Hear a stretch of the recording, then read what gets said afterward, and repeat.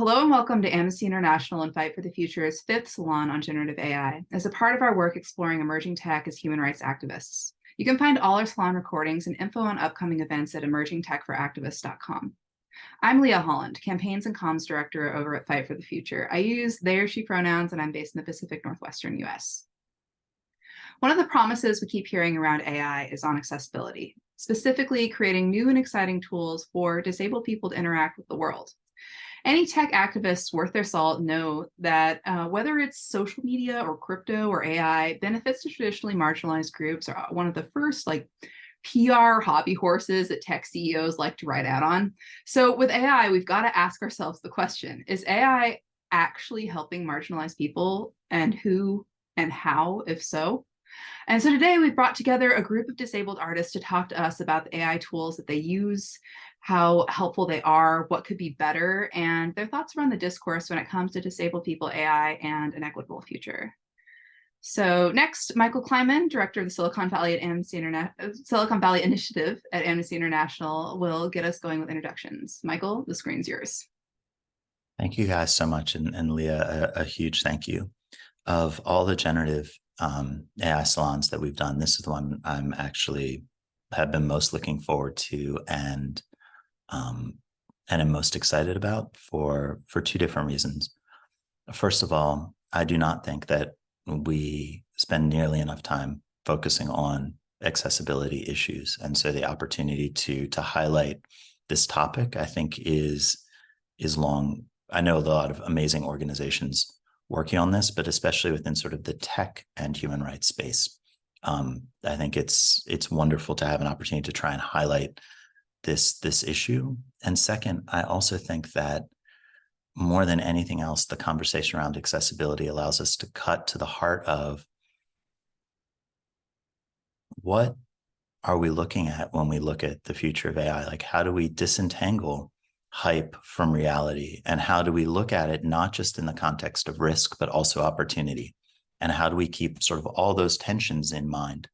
And I cannot think of four people who I'd rather listen to talk about this than our amazing panelists today. And a huge thank you to you guys. We are joined by TocoDeco, she, her pronouns. And Toco will be talking about art and emerging tech. Chazz Gold, he, him, who'll be talking about using AI as a collaborative art tool. Kezia Barnett, she, her, and Kezia will be talking about AI art, filmmaking, chronic illness.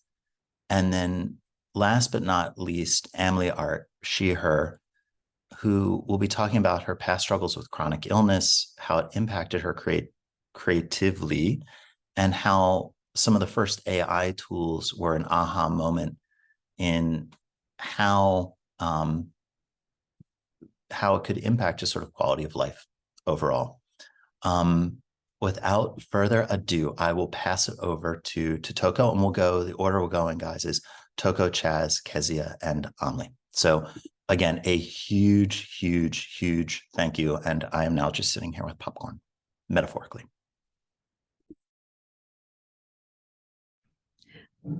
Thank you so much for that introduction, Michael.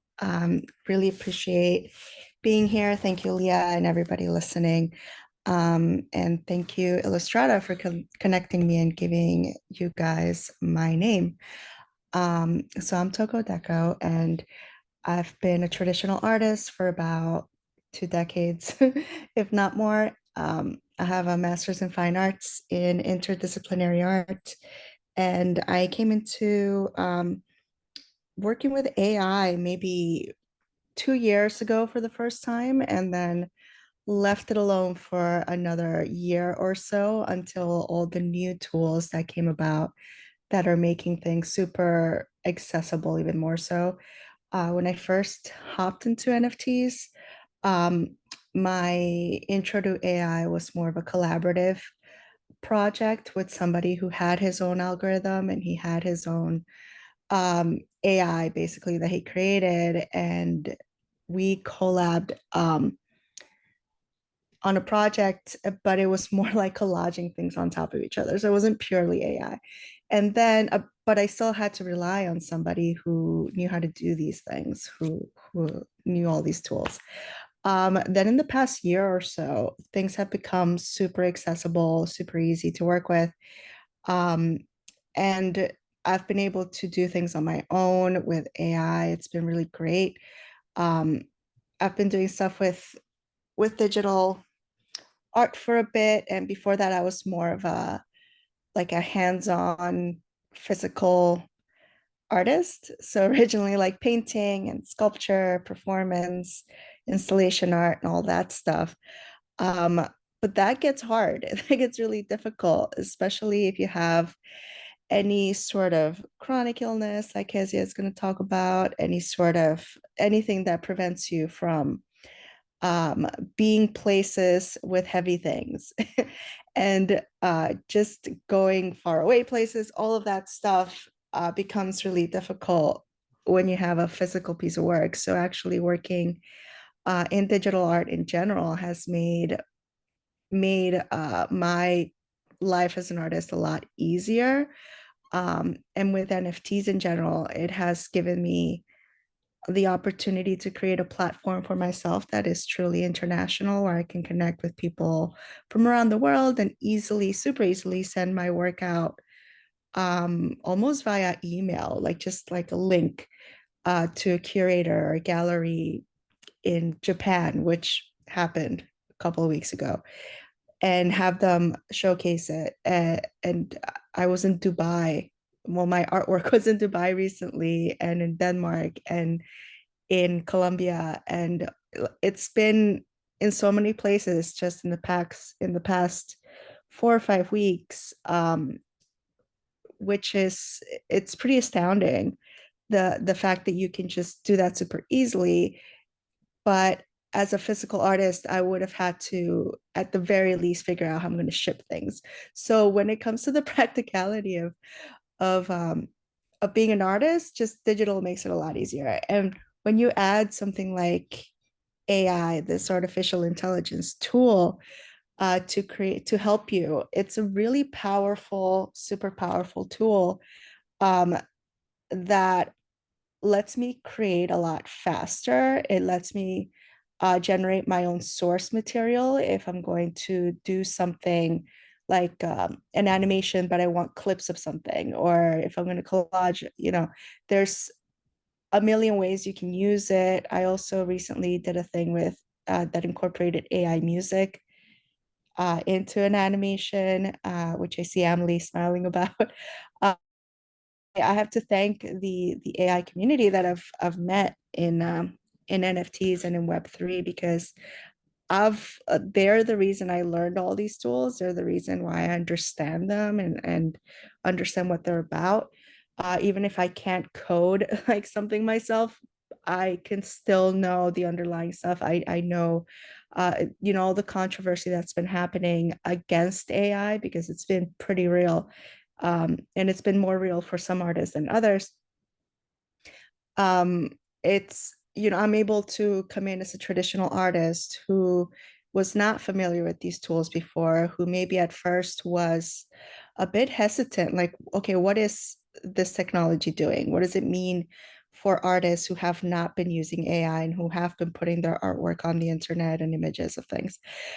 And to be able to come in and have people who are literally working on these tools, making these tools, explain to me how it works, how it's doing something completely different than what everybody thinks it's doing.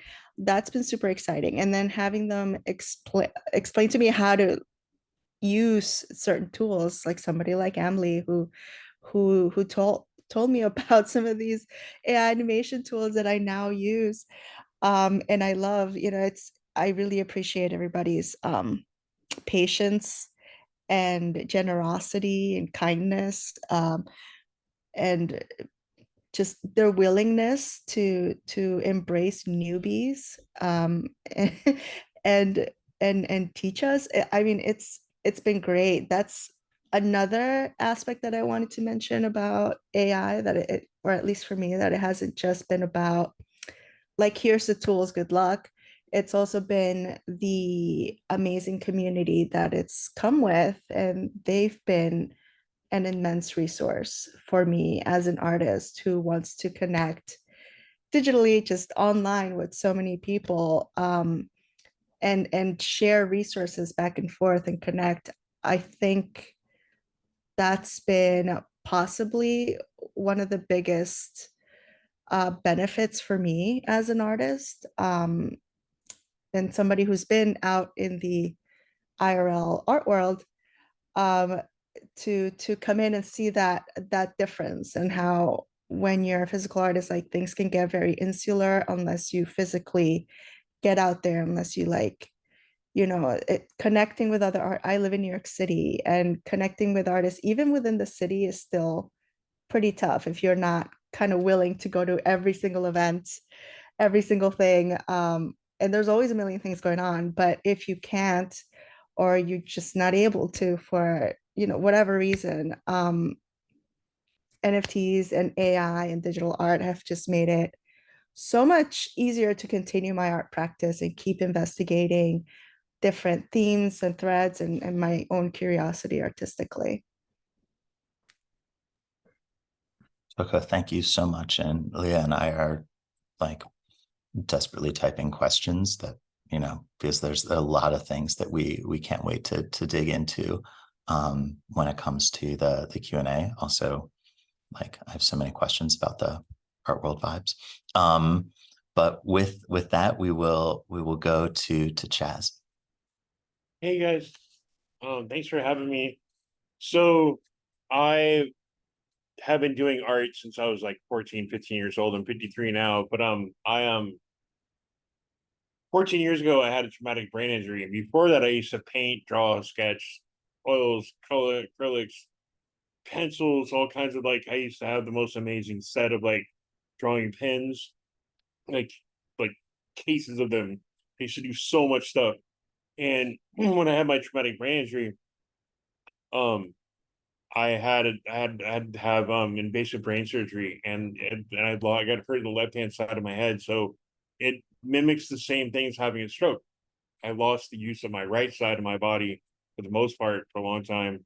Trained it back over the 10 years after that, to the point where I could get like a little bit power and movement in my index finger, but I can't really even hold like grocery bags that are heavy without dropping them anymore.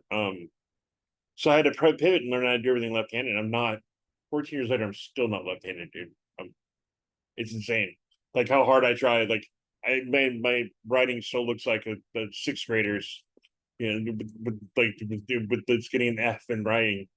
It's kind of funny, but I've learned how to do everything with my left hand, with like the mouse, the Apple Pencil to do animation, with the iPad, but mainly on the computer, and having like a small keyboard to work with the Macs that they come with, has been a blessing in disguise.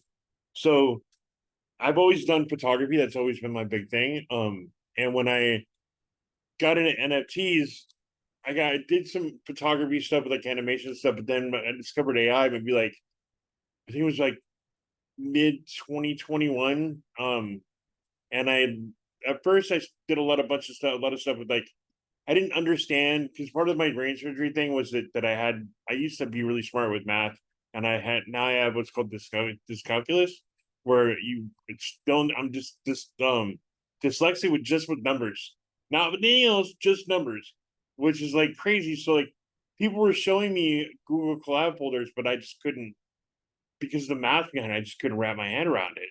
So I was forking out tons of money in places like I think it was Snow Pixel was the one that I was really like kind of grinding on for a long time, for like the first like 6 months. And then I told myself, like, I'm gonna wrap my head around this math. I'm gonna do it again. I'm gonna reach, if I could retrain like any part of my body, the brain is a muscle. So I started digging into Google Collab folders and like watching lots of tutorials that were like very lots of stop, start, stop, start, stop, start, and copying what people are doing with their math, with the ratios and stuff, and learning how to do like negative and positive prompts and everything in there. And then I discovered about a month after into it, that I could take my portrait photography and put it in Stable Diffusions as an initial image or a folder of them, and train it that way. And I was just like, what is this madness?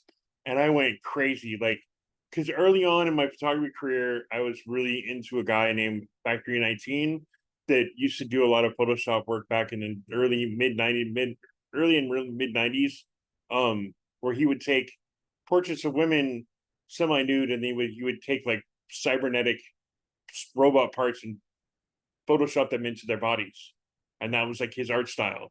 And I latched onto that back then, and that's where I learned how to start doing Photoshop back then. I used to have the guy's DVD set that I learned from.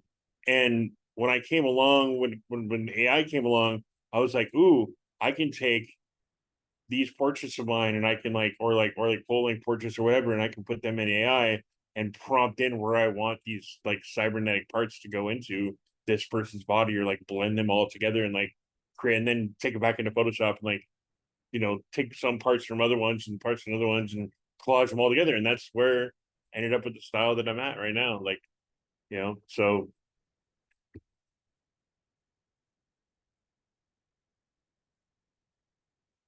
you're muted. One of the things I was thinking about as you were talking was like my handwriting, even though I can use my right hand, still looks like I'm in second grade. So I don't even have an excuse. I think we're all so used to typing now anyways that like, Yeah.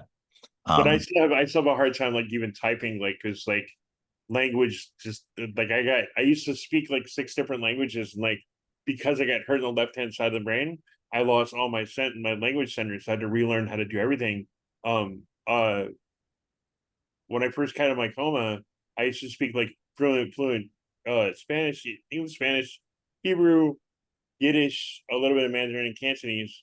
When I first came out of my coma, I thought that I was talking English to my friends, and it turns out I was just like, it was just gobbledygook. Like I sounded like a minion. Honestly, that's exactly what I sounded like, which is funny because that's a whole nother story. That actually might have had to do with my condition back then. That movie, because my friend worked for Pixar when he used to come see me in the hospital, and I swear he stole that idea for the Minions. I swear, but that's a whole other like long rabbit hole. But yeah, but I had learned how to speak and spell and all that stuff, and even now, like that's the beauty of prompting too. It's like I have to really pay attention the way that I write my prompts out, and like the way I want things to look.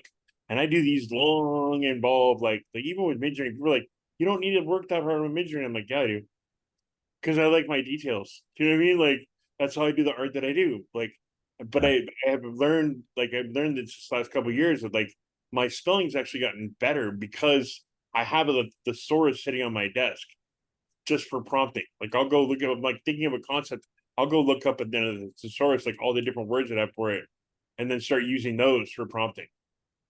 And this really taught me how to spell better and like pronounce things better. So, and this is definitely something that we want to dig into in the Q&A, is like all the ancillary impacts. And so we will circle back to that in just a bit. And also just want to pass it along to Kezia. Kezia, thank you so much. And Chazz, huge thank you. Can't wait to see the art. Kezia, floor is yours. Hi there. Can you hear me okay? Right. I'm Kezia, or Kezia AI. And it's such a wonderful opportunity to speak and talk to you all about such an important issue. And I guess the summary is AI has changed my life for the better. I'm not feeling that great this morning, so excuse me if I stumble a little, my words. So my background is I studied fine arts at Elam School of Fine Arts, and that was a time-based media. So that was installation, performance, video, film, so it was really free and it was great. Like I ended up doing some coding for like an interactive DVD and all of these things. In the 90s, people were like, what are you doing? What is this? And it sort of feels like it's come full circle and it's relevant. And now there's all these tools that I wish I had then that are really incredible. But I'll focus on my story because that's kind of where AI really has come pretty important for me. I was living in London and I was traveling the world as a commercials director. So I was shooting for the likes of HSBC, Cadbury, some quite kind of high-end commercials. And I had two things happen in the same year. One, I got a head knock, and it affected my neck and head. And one, so you can really hear that today. and when I got ill in South Africa on a shoot, like the biggest shoot of my life, of my career pretty much, and got sick and never recovered from either of them. And gradually over the years, I guess I got iller and iller, but I also realized that I wasn't getting better at all. Like there was this sort of expectation that I'd get better, and then I suddenly was like, I'm not. And so now I'm pretty much bed bound. I'm 90 to 95% bed bound. Sitting up is very hard. That's why I'm struggling slightly. And so I'm now back in Auckland, and the kinds of things I deal with are pain and fatigue, fibromyalgia. I've got really bad hyperacusis. I can hardly leave the house because of the sounds. I can't handle cutlery. So I can't engage in the world. And also energy wise, I can't either. I get a little known symptom called PEM, post-exertional malaise, which the world should know more about, because it's a delayed reaction. So I might be fine now, but in 48 to 72 hours, 24 maybe, I have an exacerbated reaction to what I've done. So it's very hard to manage, and people misunderstand it. They see you doing something, and then but you actually, it's impacting you in a much different way than other people. So I'd like to get awareness around that symptom into the world. So when I was at my worst, I feel like my blood is made of lead pretty much, and that I'm buried alive. It almost feels, I've never been in a coma, Chazz, but it almost feels like I'm somewhere between awake and in some other place. So I got very, very isolated, and my entire world kind of disappeared that I had, if that makes sense. I couldn't kind of create, I couldn't be on set. A whole lot of people disappeared, as they do. And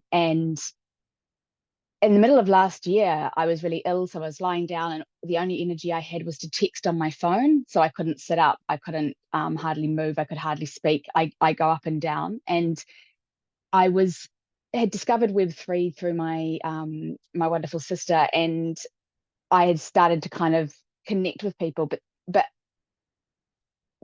somebody recommended Midjourney to me, and I started working on that because I could text on my phone, not the computer. That is what gave me the access, because I wasn't well enough to sit up and work on my computer. So it was so liberating. I remember holding my hand to my chest, and just this immense sense of hope and kind of re-engagement with the world. And likewise with TocoDeco, sorry. It's really also connected me with this wonderful group of AI artists that are all curious, interesting, really active. And we're all curious and learning together. And again, you can send things out, and I've now been shown all over the world and curated by amazing people, all from my bed. And it's been really liberating. It has really saved my life in a lot of ways. A lot of my work at the moment is about chronic illness. I've got a collection called Chronic, which is about the different kinds of symptoms I experience, and trying to visualize that. For a long time, I wanted to visualize the idea of the invisible illness, or that you look fine, and try and express that in a way that didn't make people turn away. So to me, it's kind of like directing in a way. It's collaborating with the AI and giving it instructions, and then getting something back that has got an input.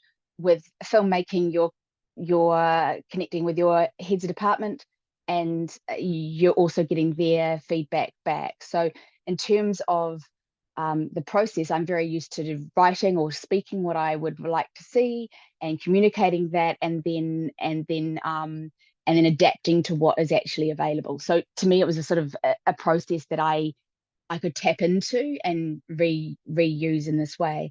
I'm now very excited about moving into doing more moving image AI, which is really exciting, because I've done photography and filmmaking, but moving image is probably one of my loves. yeah, it's kind of like being a conductor, and kind of visualizing those things. We'll talk more about it later, but AI doesn't, copy or collage.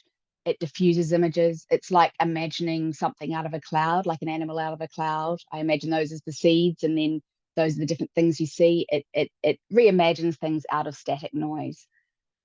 So I'll pass the mic now, but it's been an incredible journey, and I'm really pleased to find something that can raise awareness for the millions around the world that are going through similar things and don't have a voice. I felt very like I'd lost my voice completely, and it's really enabled me to have an artistic voice, but also a personal voice as well. Kezia, thank you so much. And I'm so sorry for mispronouncing your name to start. And everybody does. Everybody calls me everything. It's fine. And I love that image of reimagining sort of the shapes in the cloud. I think that's incredibly powerful. And Amli, the last but certainly not least, the floor is yours. Thank you. Kezia. Well, this has just been a pleasure to start off with, because I love all of these people who are here, and they're all such amazing members of the community.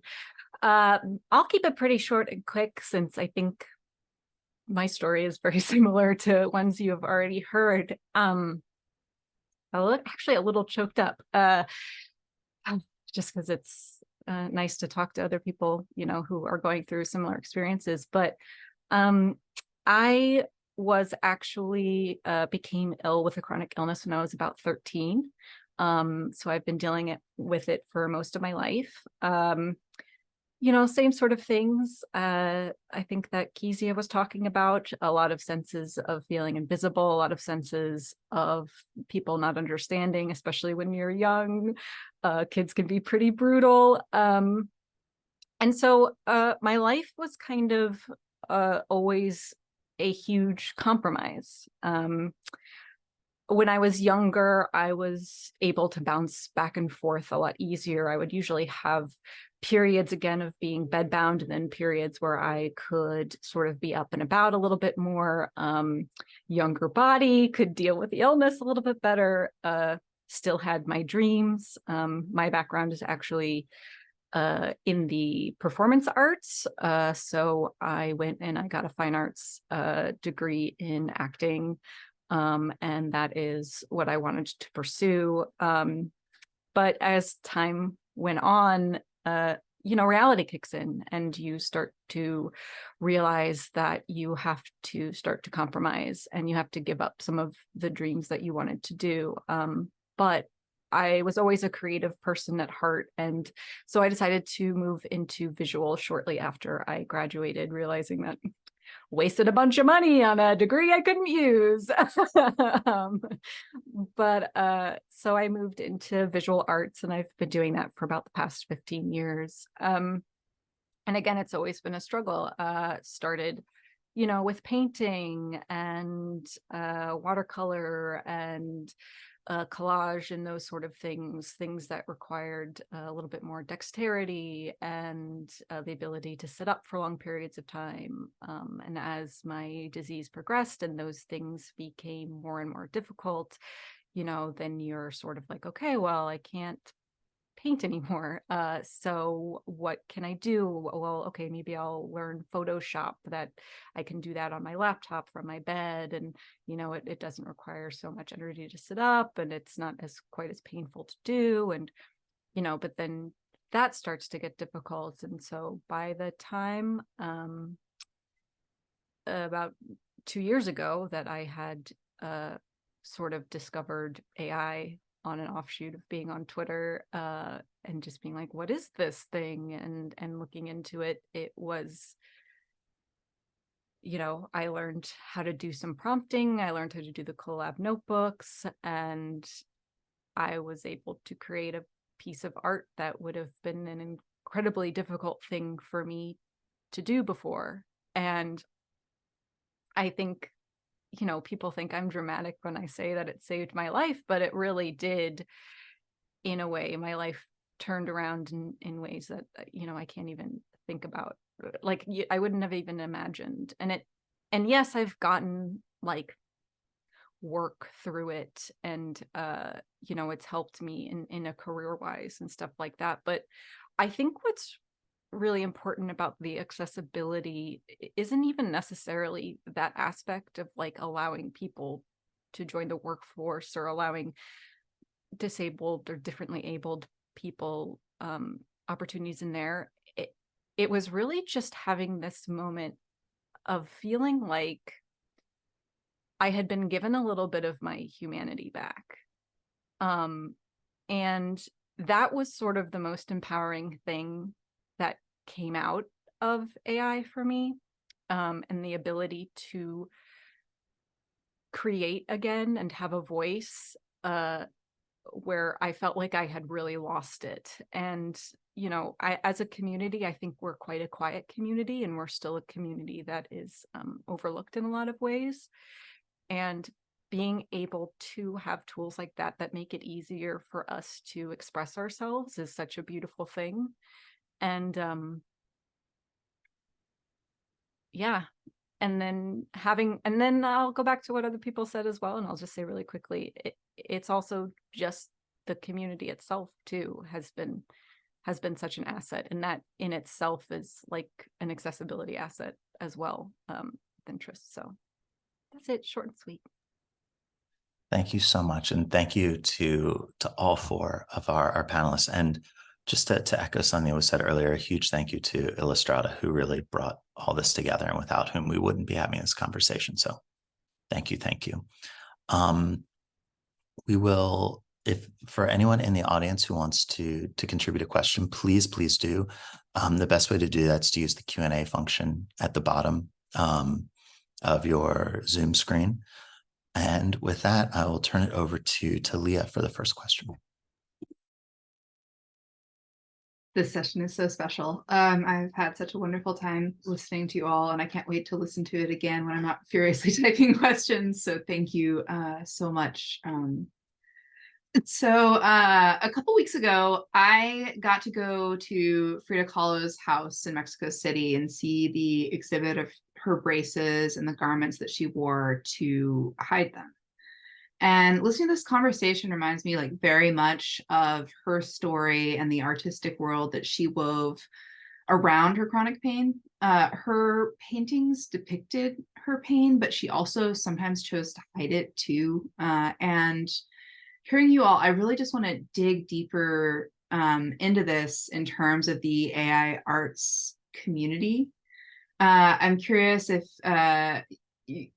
I could hear from each of you, like, what are the ways that it is uniquely empowering among your options to share and create among your artistic experience, which is often quite vast?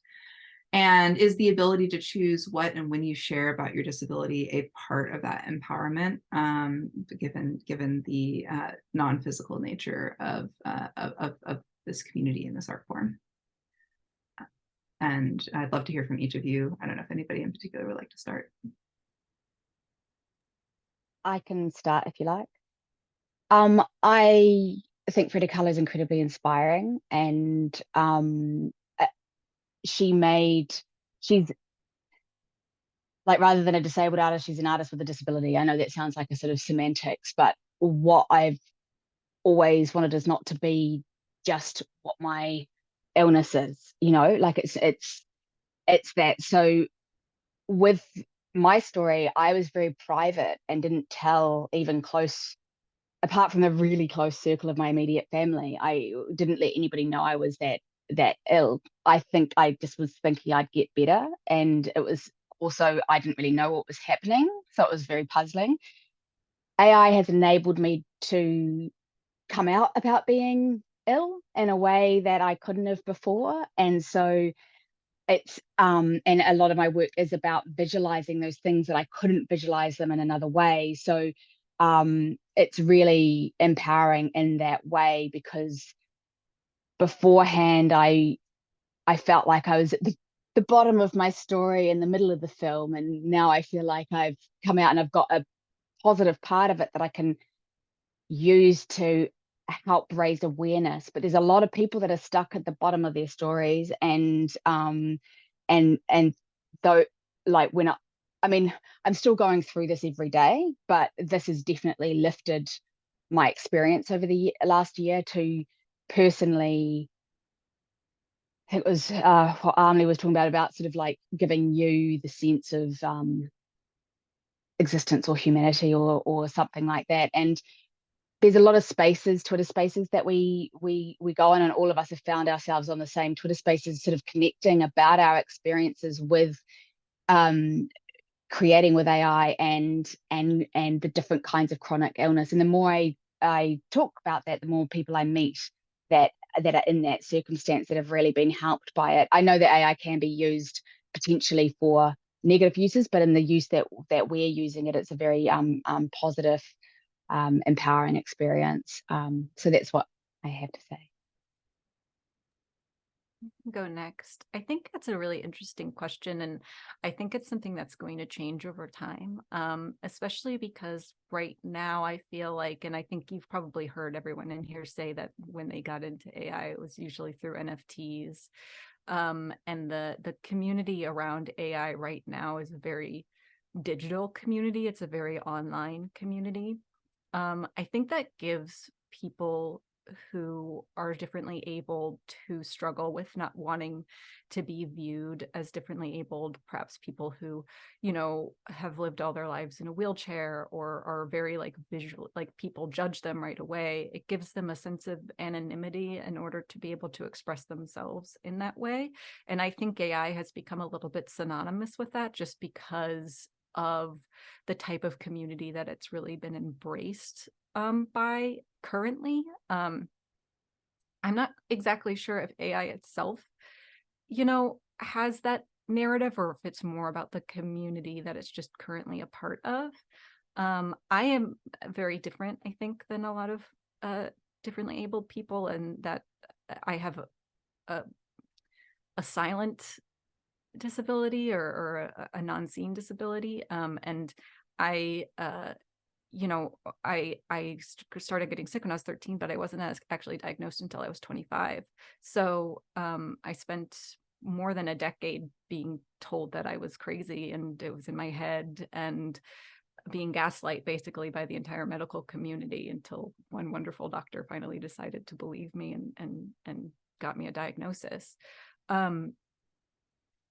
So for me, telling that story and being very open about it and having the courage to do that is what changed my life forward. I want people to know. I want to talk about it. I want it to be something that defines me, because it's empowering me for me to do that. But I have found that a lot of the differently abled people that I've connected with through the community actually prefer the anonymity that the community has offered them. And prefer being able to just be an artist without having to showcase, you know, what they're dealing with personally.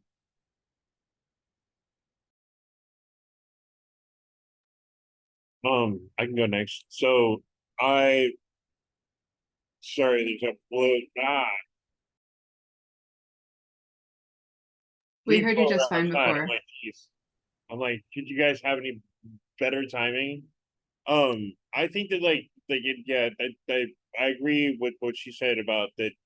I think it's more about the community than it is like and having the anonymity to the community.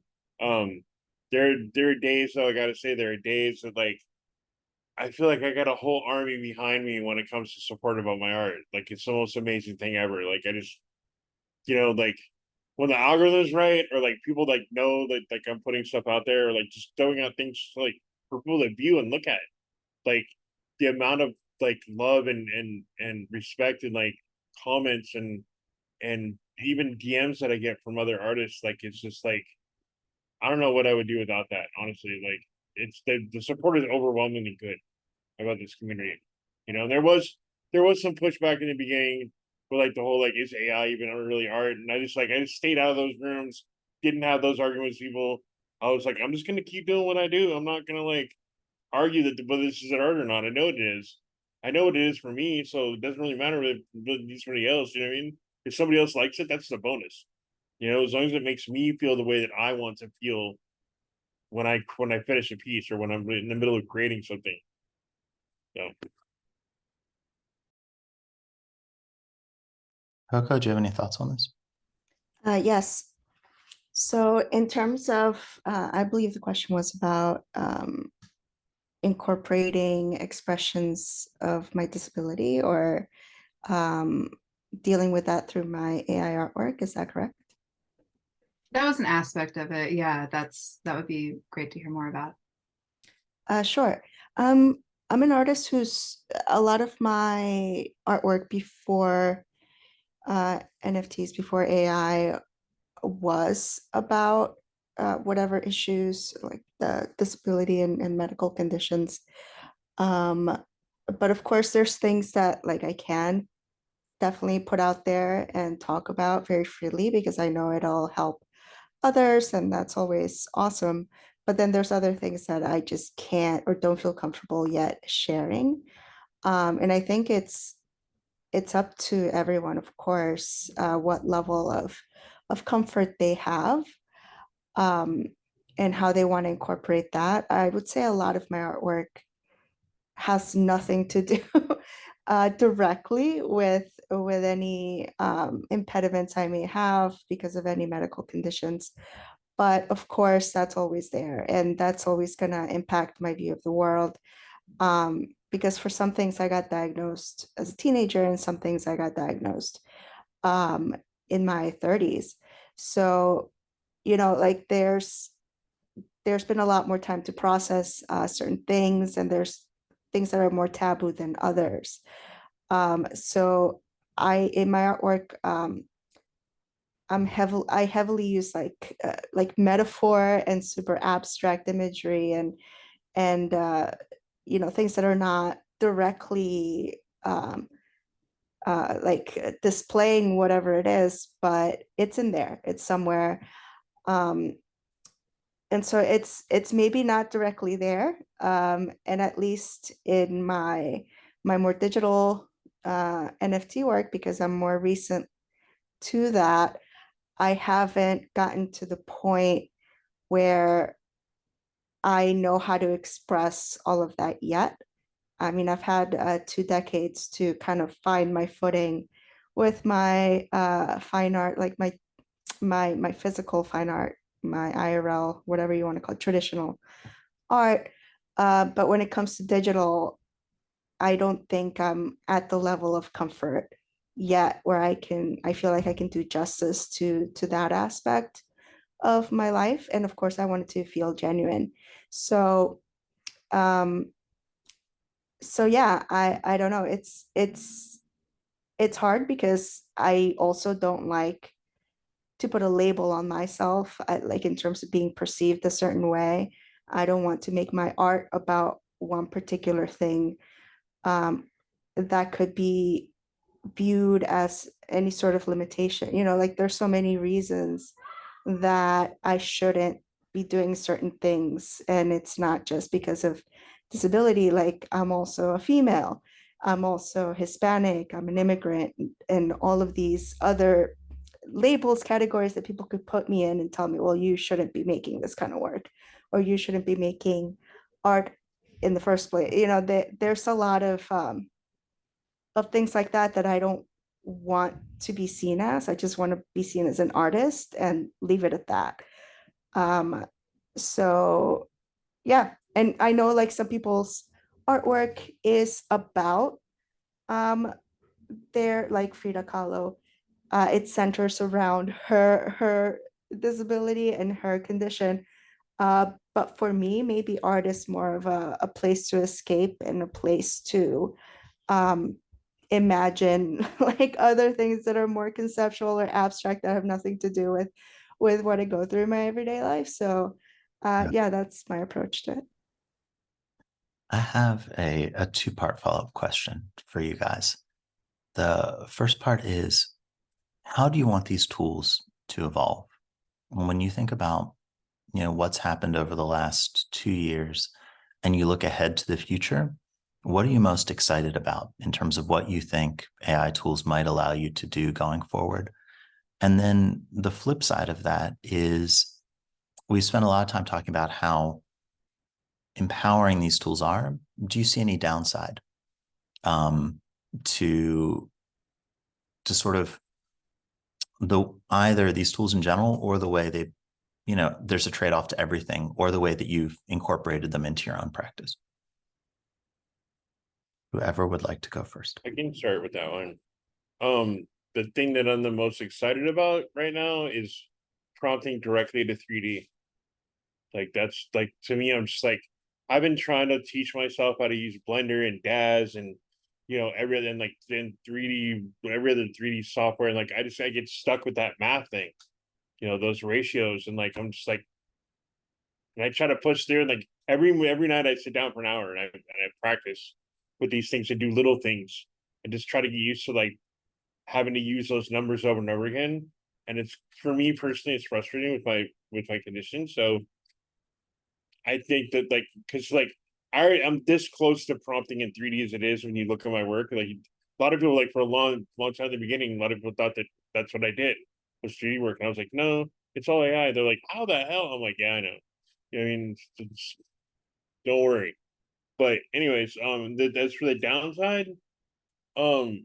Anybody that uses it negatively, like, the deep fake stuff, and like any conspiracy crap that people like want to use it for, like, or in any negative sense, I think that's going to be the only downfall. I got an email today about about the deep fake conversation and how we should be thinking about that, and like what we can do to regulate it from our own end as artists, and like make sure that we're paying attention to things that are going on with that, and not just make sure it doesn't affect us in any bad adverse way. So that's the only thing that they think says any negative to it.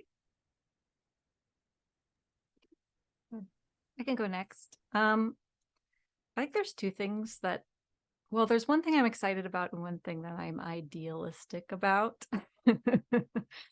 I think the thing that I'm excited about is tools coming together in multimodality. Basically, I think we're at a point where we have really created and figured out a lot of the tools, a lot of the things to do. Music, is getting really close. Video is, very close. And again, I also think of AI as sort of its own genre. I'm not one that's out there looking how to create, like, a movie the way movies are created now, to just like use AI to recreate something. I like the little weirdness to AI. I think it's part of what makes it like a beautiful new way to express yourself. But I think the thing I'm most excited about, and I guess Adobe is probably getting closest to this, is like singular platforms that incorporate all of those sort of things, which I think we're going to be getting close to in the next couple of years, where you basically just have one place where you can do music and video and incorporate images and edit them in there, and have a chatbot on that UI that helps you navigate through it and answers questions. I mean, that's another huge thing about accessibility. Like, there's a tool called Wave Tool right now that's just a DAW. It's like a music DAW, and it's an AI music DAW. It generates little samples and stuff for you, but it also has this chat bot. I don't know anything about music, but I can chat to this bot in it and ask it, like, hey, this vocal that I made is, there's something weird about it. Like, what can I do to it to make it sound more ethereal, or what can I do to it? And it'll be like, oh, you can add this synthesizer, you can do this, or like, this is something that like could really help you match this to like your drum beat and things like that. And so, as we're getting closer and closer to that, it becomes more and more accessible for people to be able to create pretty much anything that they could dream of, incorporating motion, music, images, idea creation, all that sort of stuff within one place. So that's the thing that I'm sort of most excited about. And the thing that I'm ideal about, or that I wish, is the open models and the open source and the accessibility monetarily for people. I think also when you are talking about differently abled people, that's a big issue for us as well. We spend a lot of money on our health and it's hard to, justify spending money on tools that can become expensive, especially if you're having to have, 10 different subscriptions to 10 different places, because right now they're not all consolidated in one place. And I guess that kind of talks about the limitations that I feel too, because that's sort of what I am hoping for, looking forward to, and that sort of talks about like what I feel like is missing right now. So Gotcha. No, that makes perfect sense. And Toko or Kezia? Yeah, I wanted to agree with Hamley on the expense part. These various tools, there's so many of them, but a lot of them they're expensive. They have subscription plans, sort of like Adobe has, and you end up paying for all these different tools. So it would be super nice to have all one place, or have it become much more accessible in terms of that. The thing that I'm hopeful for is also the having it be faster. I know people have this idea that AI is so easy, and it's like you click one button and it's done, and it's like a easy bake oven kind of thing. It's just like comes out the other side and it's perfect. But it actually is not. Like, it's easy to make any artwork with it, but it's really hard to make artwork that you like, or that's really, I don't know, that's really good. Like, I end up spending so much time going through prompts and just trying over and over and over again to collaborate with the AI to get it to give me what I want. And as a traditional artist, like, I tend to have a super specific idea because I'm used to creating something from nothing, like kind of building, putting together, molding, if you will, something out of thin air almost. And with AI, there's a lot of things going on in there that you can't fully control. And I like to use sort of the compare it to the way Jackson Pollock was, throwing, splashing, dripping paint on canvas, where he had to collaborate with gravity, with velocity, with the weight of the paint, and didn't know exactly where each drop was going to fall and in what shape. So there's a level of surrendering control to the AI. There's a level of throwing prompts out there and then seeing how it comes out, and how it forms itself into an image. And then, there's a lot of that, and that takes a long time. And then I end up having to put certain images or videos through more than one tool, which is why a lot of us have multiple subscriptions to these different tools, because you have to run it through all these different things to get it to be what you want. So that aspect of it, I wish would get better. And I'm excited about just, like, it's such a food for inspiration. The fact that we're working with these pretty complex tools, that's cutting edge technology as artists, it's just endlessly inspirational to me. And getting to have access to them, getting to play with them and understand them, incorporate them into my art practice is exciting.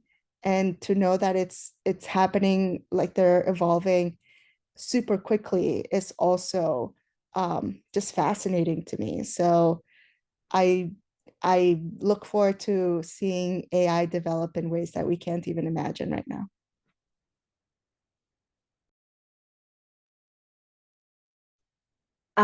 Yeah, I agree with a lot of the points that have been made. How I'd like the tools to evolve. I guess it's probably the repetitive nature of the prompting, as I think similarly, like, it's easy to get an image, but it's hard to get an image that is part of your world that you're creating. And so there's a lot of repetitive motions that happen with that, which like sometimes when I'm very exhausted, I do a prompt and then I have to wait for quite a while to be able to do another one. And so some process around that would be very, I don't know quite what that would be, but I'm really getting into the animation side, and I've just moved to a paid platform for that, because the one that I was using on my computer, suddenly everything didn't work together and I spent hours trying to figure it out. And I was like, I don't actually have the energy to figure this out. So I went to a paid platform. So there is that kind of that, I guess, that there is an accessibility issue with that. Like I can justify it if I, cover the cost, or but it is quite hard to do. With I guess for me, it's filmmaking from bed. I never thought I'd be able to do that. I've started to now play with depth in animation. And so that's really giving you the ability to move around, and things with nerfs and scanning things 3D really excite me, and being able to reuse the camera. I find all of those things just incredible, and it will change the landscape of how we create and what filmmaking is. To me, it's another medium. It's not replacing something, it's another medium. There's lots of different ways that people like to filmmake. Some people like to animate, some people like to film real life, some people like effects. So this is another aspect to that. I think, I guess one of the downsides is that so many images are created, and there's I think Claire Silver says taste is the new skill, and it's basically this, like, you've got tens of thousands of images. And well, when I started, I had a whole lot of images, because you're creating so many to even get one that was slightly cohesive, because now the tools, you can get things that are cohesive much easier, but to get something that is more individual and has your voice to it is harder. So it's just a balance kind of thing. The downsides of AI is probably bad actors in general, like or I don't really like the idea of it being used for the military, for instance, or other things, but it could be really incredible for healthcare and the way that we understand these invisible illnesses. They're not invisible to us, but they're invisible to other people, and how that kind of can go forward. And there is an aspect of Toco was sort of touching on the aspect of the sort of, there's an uncontrollable aspect, and what I really like is learning all the parameters around it, so that where everything pushes, and that comes with time and experience and using the tools over and over, and then going, I've reached my limit of this, and then you try a new parameter and you're like, oh, that unlocks that, right, I've got it. And I find that really incredible, and the way that we sort of all open source our learning, I think, is really great. I've gone a little bit off the question, I'm sorry, but I find this topic incredibly interesting, and I think we could all talk about it forever. We are at time, and I think, and a tremendous thank you. And Amli, the last word is yours. And again, just a tremendous thank you to you guys for a really mind-blowing conversation. Oh no. Well, I just wanted to talk about what Toco and Kezia were talking about with sort of the control and the accessibility of control, and just wanted to do a quick explainer to people who might know and might not understand a lot of AI or a lot of the tools. The most accessible tools have the least amount of control. So you're talking about like a Midjourney and these tools that I think most people are sort of integrated with in the beginning. But you can get a very large, high amount of control the more in-depth and the more complex tools that you start to use, things like Comfy UI and Auto 111 and some of these like more sort of node-based and kind of confusing things. You can get an incredible amount of control on them, control nets and scribble control nets, and like being able to draw something and then that gets created into it, and you can control the composition and the lighting and all of these kind of things. But right now, again, kind of going back to the same like multimodality thing of what we are lacking is really a UI that has that Goldilocks feel, where people can have that accessibility to that amount of control without having to get like a master's degree in like machine learning or whatever. It takes a lot of energy to learn those tools. And that's something that we're really lacking now. And so that'll be really nice when they find the perfect UI that combines those two things. Here is to hoping. And on that note, Goldilocks, we're waiting. And again, guys, just a tremendous, tremendous thank you, and to be continued.